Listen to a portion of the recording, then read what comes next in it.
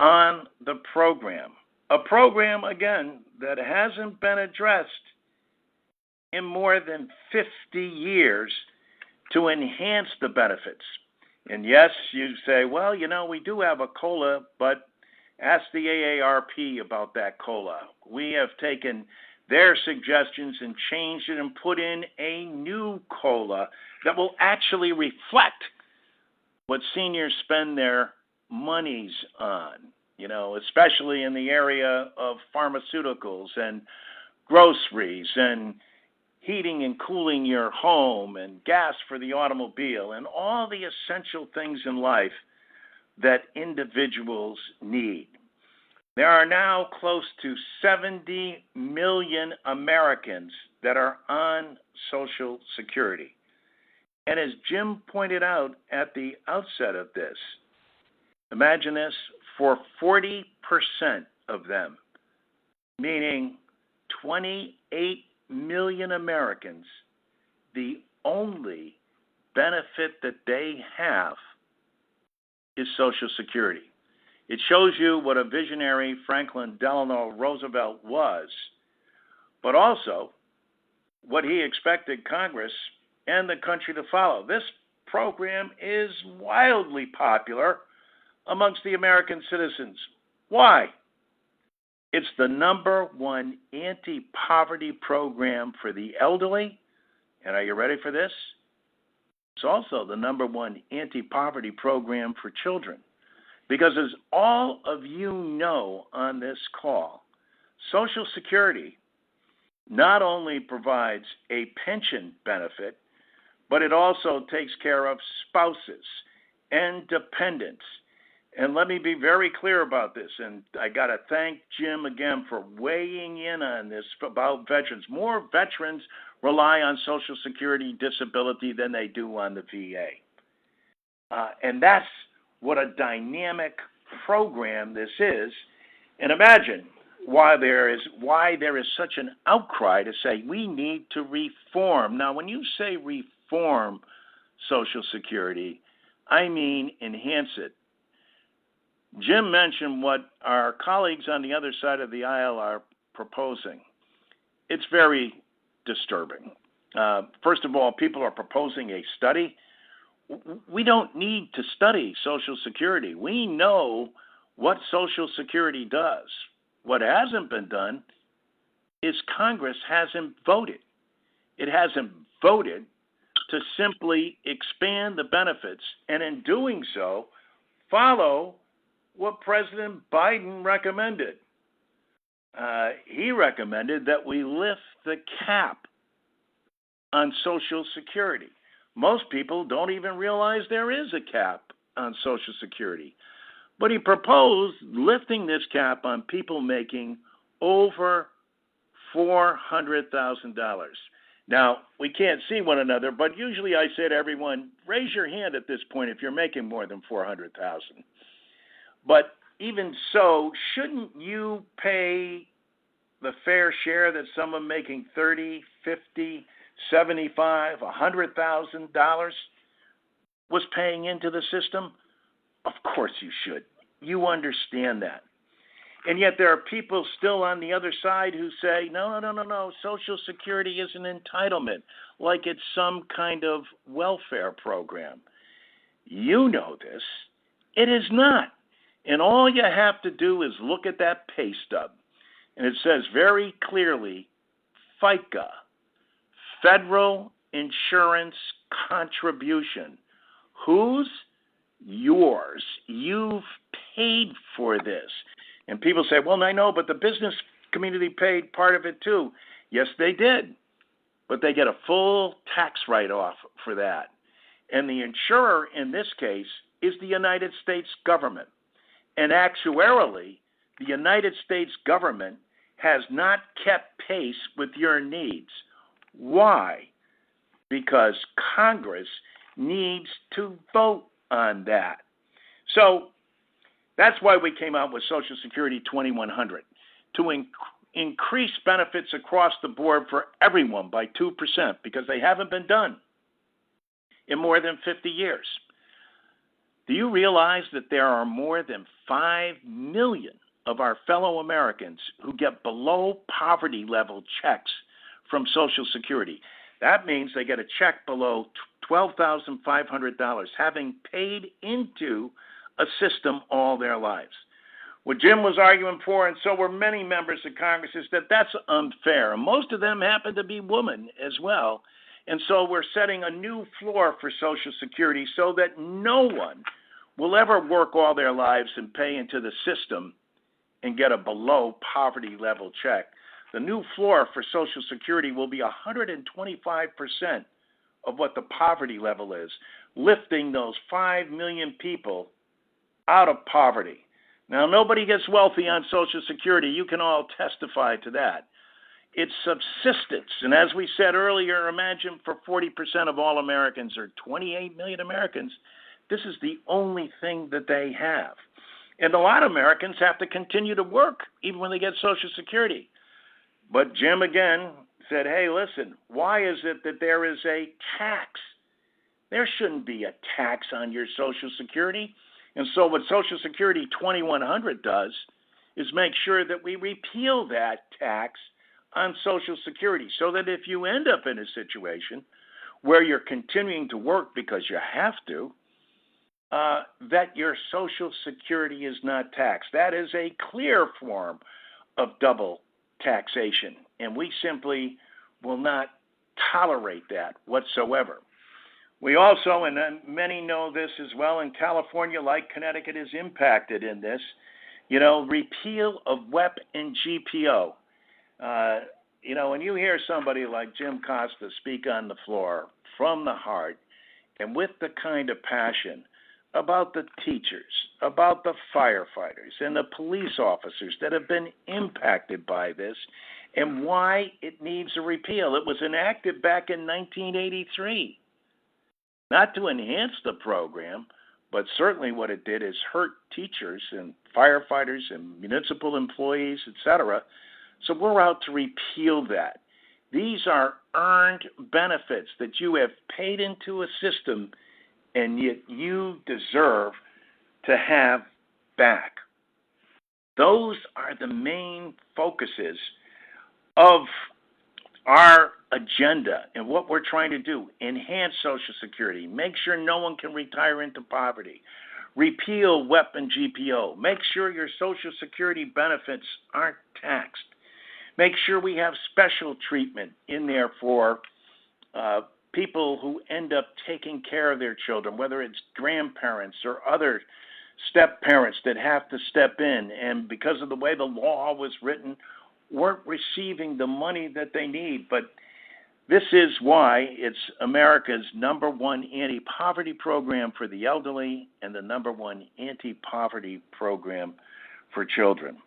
And this is why this reform is so vitally important. I commend President Biden for not only saying the reform is vital, but we have to pay for it. And you imagine this?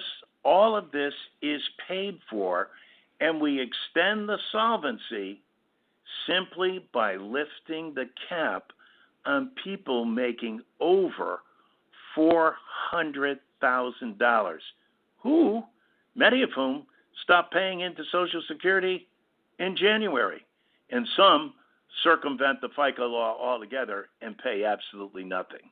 We have said that's wrong. That's not fair. We're all part of the same team, all part of the same country that works and pulls together to make this nation the greatest on the face of the earth. But in the process, I think the president's right. You got to pay your fair share. That's your responsibility. Nobody's going to go broke paying for Social Security. But what it does do is what Roosevelt recognized in a capitalistic, entrepreneurial society like ours, where we encourage people to take risk, that sometimes when things don't work out, you need a safety net. And that safety net is something that you contributed to, you paid into. It's no welfare program. It's no entitlement program. It's an earned benefit that your government, as the chief actuary and the chief insurer in this case, hasn't adjusted or enhanced in over 50 years. That's why I'm so proud of Jim and his support and the enthusiasm he brings to the floor of the House of Representatives to make sure that this is going to happen. Thank you so much for the opportunity to be with you this morning out there and this afternoon here, but anxious to hear the questions that you might have as well, Jim. Well, thank you very much, John, and for my constituents in the 21st District, you can see why John Larson is seen as such a passionate voice in the House of Representatives, and why his leadership on this Social Security efforts are bar none a reflection of the need that we think our constituents have and deserve, who've been paid into this program that for 89 years since Franklin Roosevelt signed it into law has been such a vital part of America's safety net. And clearly, John, we're going to continue to work with you to get this across the finish line. You have motivated over 6,000 constituents of mine in the 21st District that are listening to us at this moment. They reflect not only 103,000 plus that are on Social Security in the 21st District. That translates into $142 million a month in benefits for 72,800 plus retirees, 8,754 children, 6,400 widows, 3,694 spouses, 12,250 disabled workers, the veterans that you noted who participate, who've earned their benefits, who've fought for our country, and so it's an important part of why we're having this town hall this morning. 26.3% in Fresno County have Social Security. Nearly 12% of the people are 65 and older that also receive Medicare. In Tulare County, 27.5. So it's roughly about the same. 26% in Fresno County, 27% in Tulare County who benefit from Social Security. And so with that said, why don't we begin, Anthony, with allowing folks to get their questions in here. We've got about a half an hour or so, and we'll try to answer the questions. And if we don't have the answers to the questions, we'll make sure that we get them for you. But please, you can ask Congressman John Larson or myself. We'll be happy to respond. Anthony? Great. Thank you, Congressman Costa and Congressman Larson. Folks, as mentioned, this is an interactive forum, and we would love to hear any questions that you may have. We do ask that you keep your questions specifically regarding Social Security. We know that there are other topics that you would be eager to hear about, and we'd be happy to take any comments at a later time. But if we could please keep any questions focused just on Social Security. Now, the instructions in how to ask a question, and I will make sure to repeat myself so you can jot this down. If you have a question, you can press *3 on your keypad at any time to get in the queue to ask a question. Once again, press *3 to ask a question at any time during this event, and you will be added to the queue. When you do ask your question, you will be connected to a staff member who will collect your question. And after that, we will then try to patch you on live to ask the congressman the question directly yourself. We will try to answer as many questions as we can during this event, and we will do the best that we can during this morning. We receive a lot of questions during our live event, so if we are not able to address your question, please leave a voicemail after the event or press *6 to share your opinion or leave a comment. Once again, if you would like to leave a voicemail or a comment behind, please press *6 to share your opinion. Finally, we also have some of our amazing team members available.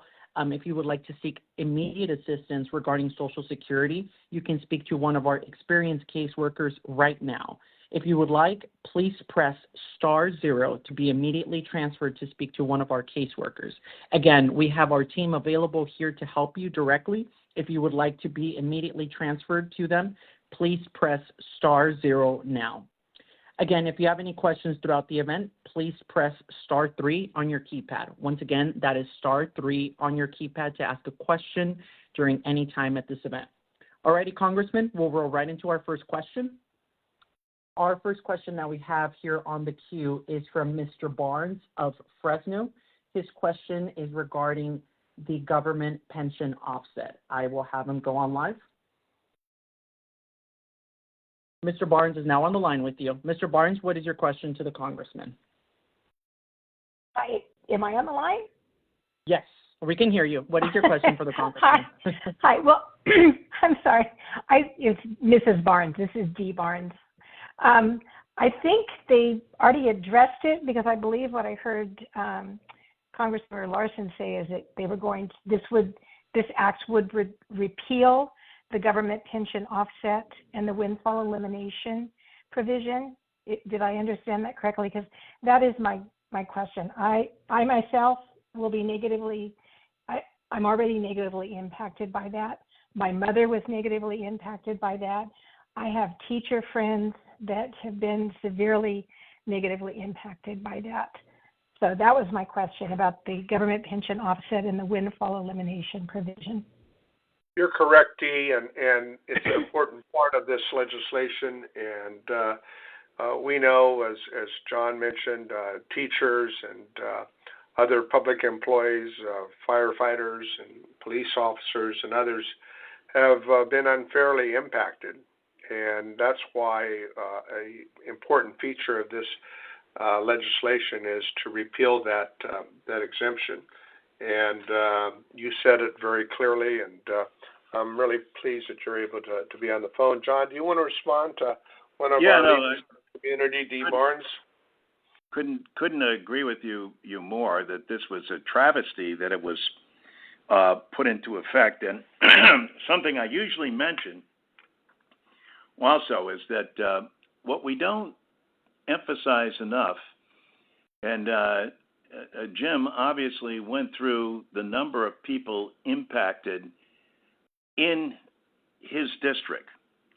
And imagine that the amount of money coming into the district hasn't been enhanced since 1971.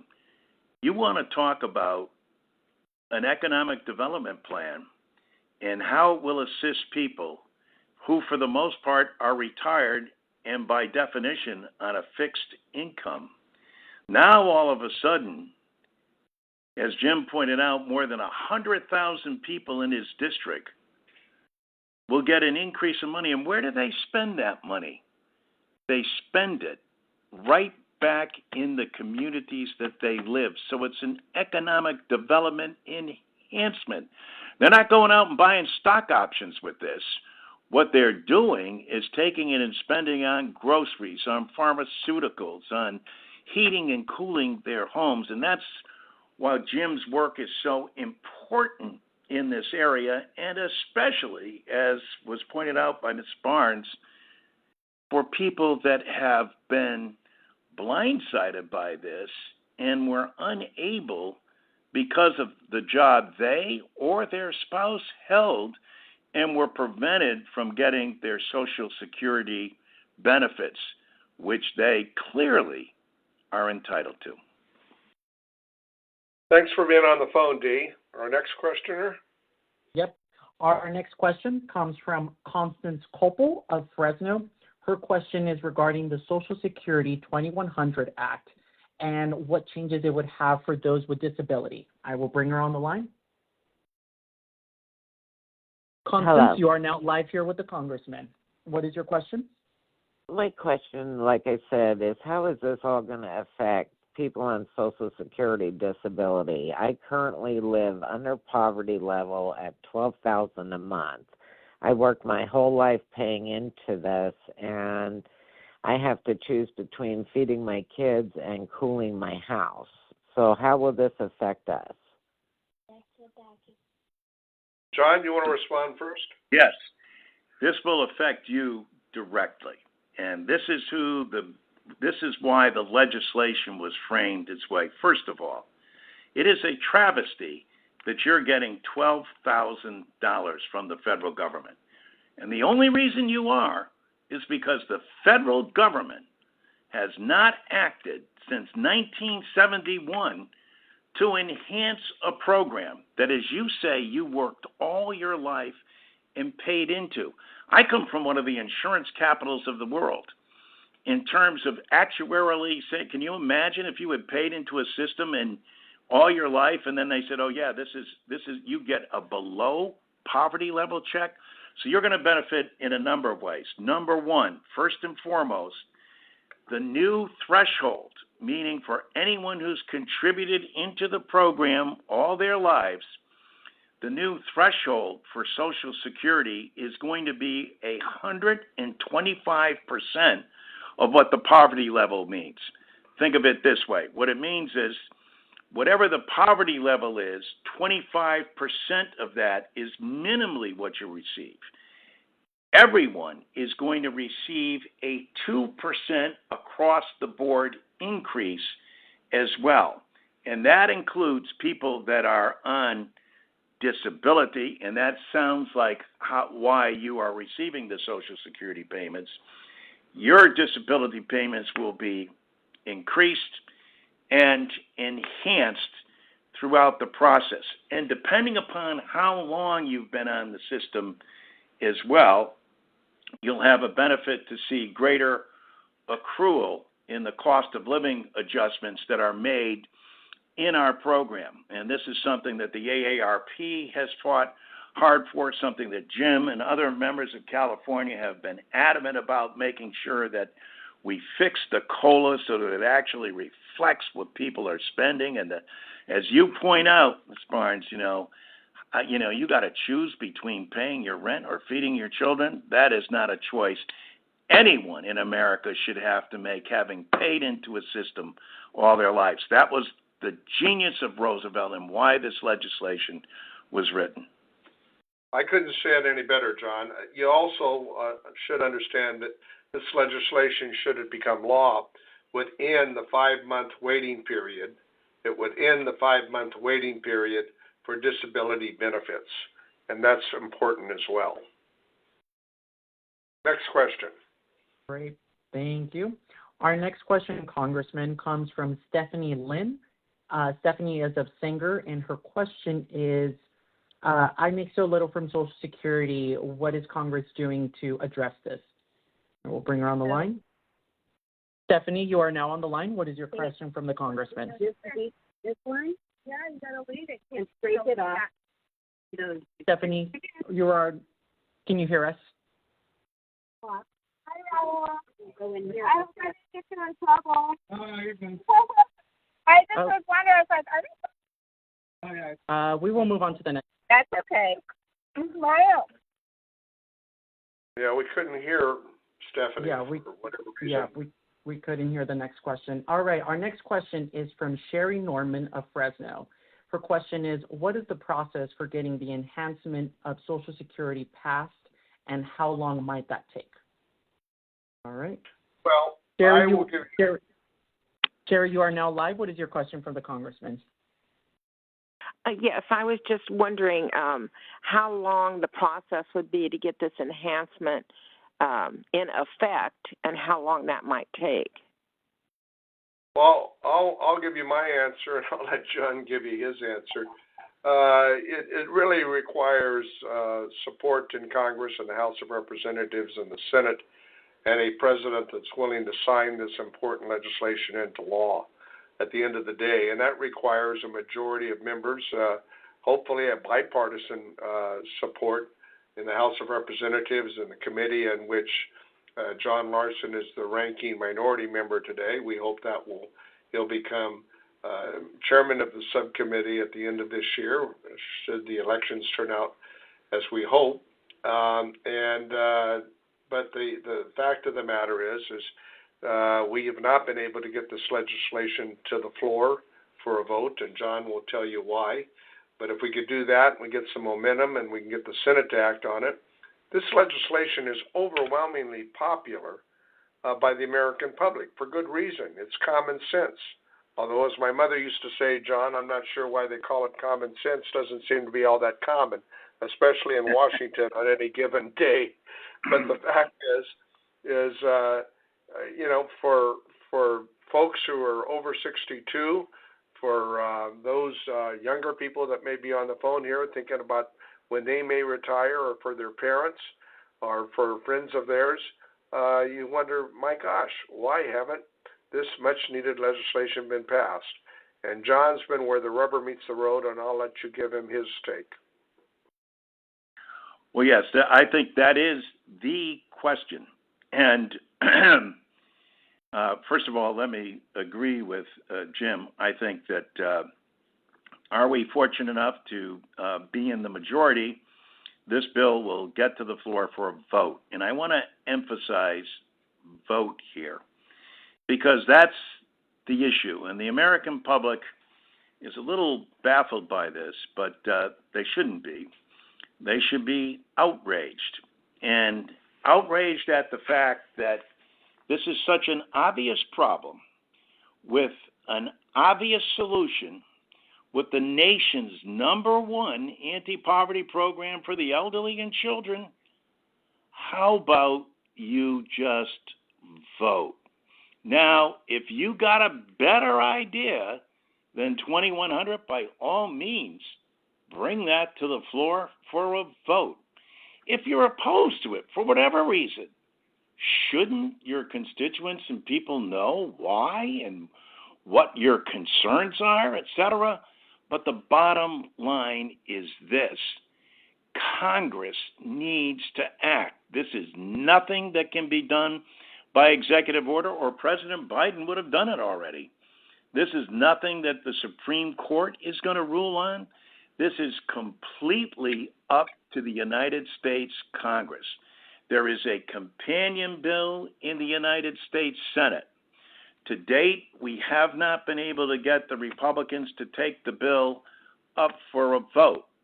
And all I say to them is, look, just give the people a vote. If you disagree with it, put your plan out there. But for God's sake, and many Republican amendments are part of this bill. And I know Republicans, any polling data will show you that 69% of Republicans believe that Social Security needs to be enhanced. 89% Democrats, 76% unaffiliates or independents. So this is critical that needs to be done. But the public, instead of fearing that it shouldn't be there, should be demanding a vote of their representatives. I think you've made it very clear, John. Next question, Anthony. Yes. Our next question, Congressman, is from Peggy of Tulare County. Her question is regarding the Social Security 2100 Act. Peggy, you are now live. What is your question for the Congressman? Yes, would this change include or exclude illegal immigrants from Social Security? Good question, Peggy. It would not include. Currently, the law is that you have to be an American citizen, and you have to pay in, as we've indicated about the details of the law.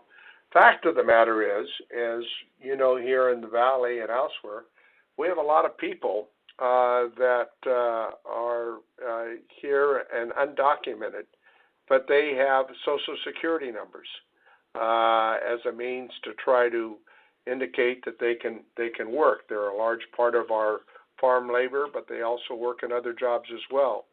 It's estimated, and John might have a better number, but that there's over $6 billion that people, because they have a Social Security number, have paid in to Social Security and never will have an opportunity to collect any of those benefits that they've paid into. And so it's, in my view, the more reason that we need to have comprehensive immigration reform that allows, as Ronald Reagan allowed in legislation with Simpson-Mazzoli, an opportunity for a path to citizenship for those who are working here in some cases came as children as a result of our dreamers, and who are paying into Social Security but cannot collect any benefits from Social Security today. And the legislation we're talking about does not change that. I couldn't have said it better, but this is a common question that comes up, and so I thank you for raising this. But as Jim clearly stated, under the law, currently and going forward, no immigrant is able to collect on Social Security, though, as Jim rightfully pointed out, many of them have paid into the system and are actually helping the system. But this has constantly been thrown out there as though somehow they are hurting the system or receiving money that under the law they cannot and have not. Thank you very much, Peggy. It was a good question. Great. Our next question, Congressman, comes from Terry McGuire of Reedley. The question is regarding Republicans' plan to privatize Social Security. All right, Terry, you are now live. What is your question for the Congressman? Hello, you two. Thank you so much for having this meeting. This is a subject it's been close to my heart ever since I started following Trump in politics. The thing I want to find out, I've just been reading some articles, and he seems to get a lot of things out into the economic media channels, that like newsletters going straight out to voters and things like that, talking about how he wants to privatize it and that he could raise the income level for people to pay in, or he could have everybody pay more, but he doesn't want to increase any kind of a tax or anything. So he's really leaning towards this privatization thing, which to me is saying, let's take this big, huge pool of money and take it to the private sector and have our buddies make money off of it. I'm a little jaded there. So what I want to know, I guess, is we're coming up to an election. This is never going to get voted on while he's sitting there saying, don't take that to the floor to vote because I want to come up with my plan when I get in. So what are you guys doing to counteract all that? Well, counteracting it is legislation, but you should understand beyond what the past president has talked about privatizing Social Security. The Republican Study Group, chaired by Kevin Hern, has 179 members. It's the largest ideological caucus in Congress. And they want to go beyond the privatization. They want to raise the retirement to 69 for those who turn 62 in 2023. They want to modify the PIA to reduce the payments to a flat amount for all beneficiaries. They would reduce the number of benefits based upon the present calculation rates. The Republican Study Group would also have a proposal for moving to a flat benefit for old age survivors insurance and disability insurance. They would also suggest that auxiliary beneficiaries will receive limited benefits and ultimately phase them out for their high-income earning families over time. Auxiliary benefits are also known as family benefits. And these are additional monthly payments that may be made to family members who receive Social Security. In essence, their proposal calls for a $1.5 trillion in cuts to Social Security. And it would limit the proposal on monthly spouses insurance, child insurance benefits, disability insurance, survivor benefits. Let me just say, President Trump's suggestion, former President Trump, who's been found guilty on 24 counts, privatizing it, to quote a movie, is risky business. It's good to say that when the stock market's up, but when it's down, who's going to make up the difference? And it doesn't account for disparities in life expectancy, Some live longer than older, as we all know, and the levels of education and ethnic and income backgrounds. John, you want to comment on that? Well, I think you did a thorough job. I would just add a small thing, but I think it's important, because they're always saying, well, you could make far more money if you were in the private sector and investing here. And, you could say that there is a thread of truth to that, except, well, why did it come about in the first place? Well, because of the great crash of '29 and what happened. Well, but do we have to go back to 1929? No, you go back to 2008, 2009, and look what happened for people with their retirement vehicles. And all of a sudden, they went from having something to nothing. But they had Social Security, which has never missed a payment, and is not only a pension benefit, but it also is a spousal and dependent benefit, as well as a disability benefit, as you've heard already. But you outlined it extraordinarily well, Jim, including the proposal on the other side to cut over the next 10 years $1.5 trillion out of the program. Social Security needs to be enhanced. There's always things that you can do to streamline and make things efficient, but let's talk about the basic benefits going to individuals, and then let's also talk about how that helps out every single community where that money, where people are receiving that money. And this is everyday working people. This isn't the people over 400,000, which is 0.6% of the American people. This is mainstream America, and why we need to vote on this legislation. I couldn't say it better, John. Great. Our next question, Congressman, comes from Joseph Orozco of Fresno regarding any changes that could be done to fast track your proposal. Joseph, you are now live. What is your question for the Congressman? Well, he already answered that, and the discussion here, it's got to be voted on, it's got to be thrown on the floor. And I guess that would be after the election. That's how you fast track it, Joseph. November, first Tuesday. Get out and vote. Get your family members to vote and all your friends. This is a really seminal moment in American and world history we're living in. And I think the choices are clear-cut.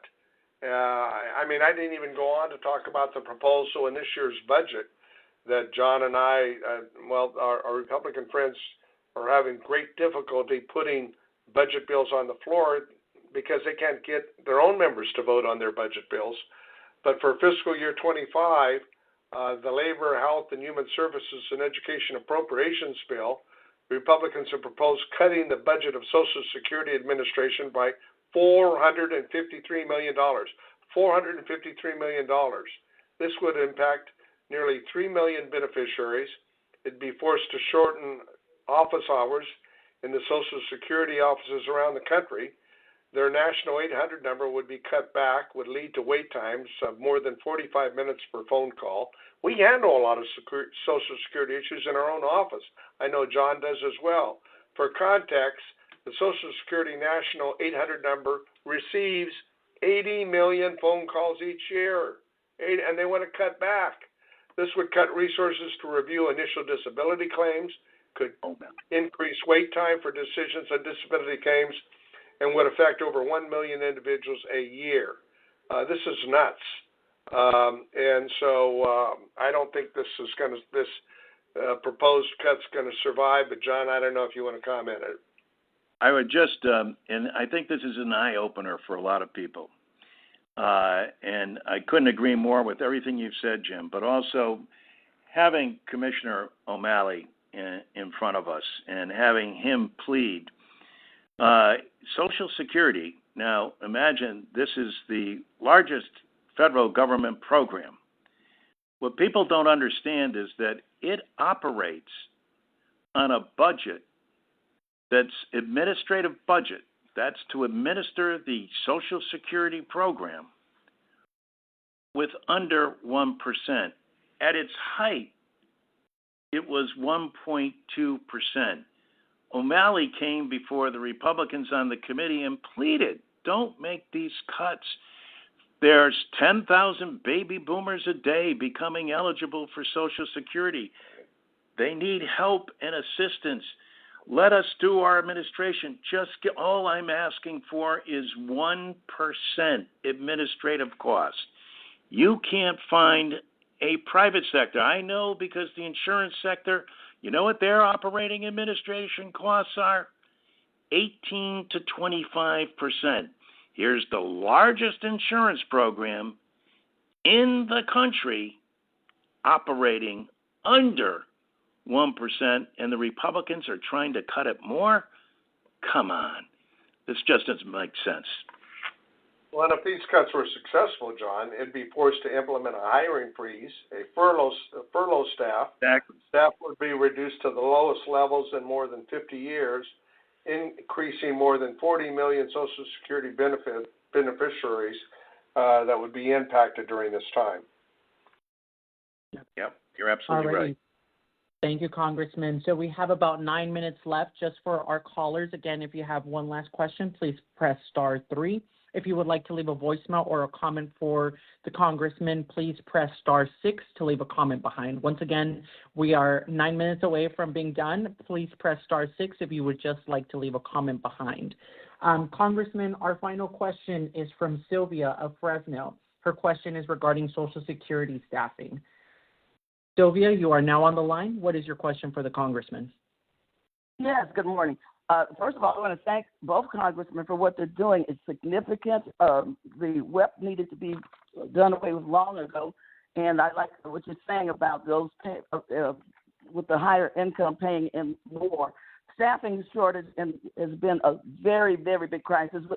I'm president of AFPE Local 3172 for Northern California, and we've lost over 10,000 employees in the last few years. Not replacing those has caused significant delays in processing claims. More than 30,000 Americans are now dying each year waiting for the decisions of Social Security, and it takes about 2.5 years to get a hearing on some of those cases. So people that are ill, that need these benefits are being delayed. And what the lady said in Reedley is absolutely right. For years, the Republicans have been talking about privatizing Social Security. And by reducing the staff and underfunding Social Security, it shows that they possibly can't do the work. Government can't do the work, and that's far from the truth. They're just being purposely understaffed, undersupported, which is causing harm to the American public. Offices are closing. What has been done, or can we do to see that it's staffed correctly, and that these benefits that the new commissioner is asking for, the increase in the budget or maintaining the budget, actually can be put forth? Well, Sylvia, I want to capture your passion and your clear understanding of the problems that we're facing, even staffing the existing Social Security program. And we just talked about their proposal to slash and cut it by $453 million in this next year's budget, which John and I oppose, and I don't think is going to be enacted into law. But, for whatever reason, I can't figure why some of our Republican colleagues continue to want to cut out or eliminate or privatize Social Security. Makes no sense to me. It doesn't even make any good political sense to me. But yet there's a significant amount of those who think that we ought to gut the program that for 89 years since President Roosevelt signed it into law has been a primary retirement for over 40% of Americans. So I think that there are efficiencies that can be provided to improve review of disability claims. It could decrease the wait time on these decisions. Let me just say, in my congressional office, the 21st district, in this Congress, John, my office and for you, Sylvia, we've worked on over 200 Social Security cases in this year to help constituents. That's because constituents got frustrated. They were not able to get the answers or get a resolution to their claim on disability or questions answered. And so they did what folks ought to always do, and they talked to their congressman, talked to their congressional office to see if they can be of help, and that's what we've done. But clearly, John made the comparative analysis between the insurance industry and what they've set aside for staffing for their insurance claims and needs, and the federal government, when you look at the amount of people that are under Social Security, does a far much better job with less. John, you have anything else you'd like to add? First of all, I think that's the essential question, and you mentioned a couple of things. Number one, in your opening remarks, Jim, you talked about August the 14th, and for all the listeners, that is the 89th anniversary of Social Security, and all across the country, we are going to be doing Social Security events and asking people to not only join us in the celebration of this event. President Biden is going to be very much involved in this on the 14th and the week of the 14th, where we acknowledge, along with the more than 350 groups, including the National Committee to Preserve and Protect Social Security, the Alliance for Retired Americans, the NAACP, the AFL-CIO, Paralyzed Veterans of America, the NEA, the American Federation of Teachers, the National Organization for Women, Latinos for Secure Retirement, Social Security Works, the Black Women's Roundtable, and I could go on. But I just wanted everyone to understand that this is so critically important and that we cannot miss this opportunity to both make sure that we have people in Washington, D.C. who are going to support the needs and concerns of the American people and do what we're elected to do, vote. Well, John, I couldn't say it, like I said, any better. We got, 3 minutes left or so, Anthony? Yes, thank you, Congressman. Yep, we have 3 minutes. Just a final reminder for our callers, if you would like to seek some immediate assistance, please press *0 to be connected to one of our staff members right at this time. Or if you would like to leave a comment behind, please press *6. Once again, if you would like to share your opinion or leave a comment behind, please press *6. Congressman, I will yield to you to close off the event, and the floor is yours. I want to split what is about 2 minutes plus with my dear friend John Larson, the gentleman from Connecticut. We both know how to do 1 minute pretty good, because that's how we oftentimes are given to speak on the floor. John, you got 1 minute. Go for it. Jim, all I want to do is both thank you and thank you for your commitment and involvement. Listen, you wouldn't be coming to Washington for the past 2 decades if the people in your district didn't understand the kind of representative that you are, someone who both listens to their concerns and then acts on them. And that's what this year is going to be all about. Not that we won't try to bring this legislation up between now and January, but what's critical right now is that we have people that you know when you send them to Washington, they're going to represent you and demand that there be a vote. Thanks for including me. I enjoyed it. Well, thank you, my dear friend, gentleman John Larson, People's Choice from Hartford, Connecticut, and places all around the wonderful state. I want to thank all of my constituents for taking the time out of your day this morning for this good dialogue, and I think John obviously added a great deal to it as the ranking member of the committee. Social Security recipients are made up of our brothers, our sisters, our moms and our fathers, our grandparents, and our children. and it's time to ensure that they have the tools they need to not only survive but to thrive in years to come. The vast majority of Americans supporting and enhancing Social Security Act in Congress must support our good work by passing the Social Security Act of 2100, led by John Larson and many of us who are co-sponsoring this important legislation. Let me just say, I'm going to continue to fight alongside with my friend John and my colleagues to pass this bill and defend the Social Security from Republican attacks that sadly have been levied, that include privatization. If you need any help with Social Security, please press *0 now or call us anytime. Let me repeat that. If you need any help with Social Security, please press *0 now. Or you can call our Fresno office at 559-495-1620. That's area code 559-495-1620. Or the Tulare office in Visalia, same area code, 559, and that number is 749-9330. That's 749-9330. Or you can visit our website at costa.house.gov. Anyway, let me just thank all of you for spending an hour with us. This dialogue's been helpful to me and John, and I hope you've gotten a chance to not only make your views heard, but also any questions that I think we were able to give you the answers to.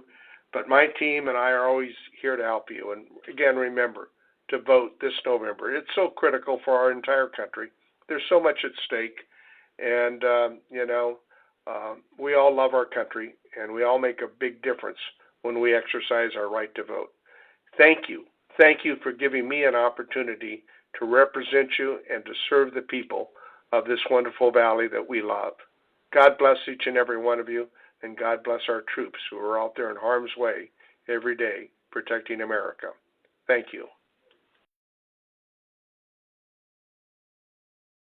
Thank you. We will now be discussing.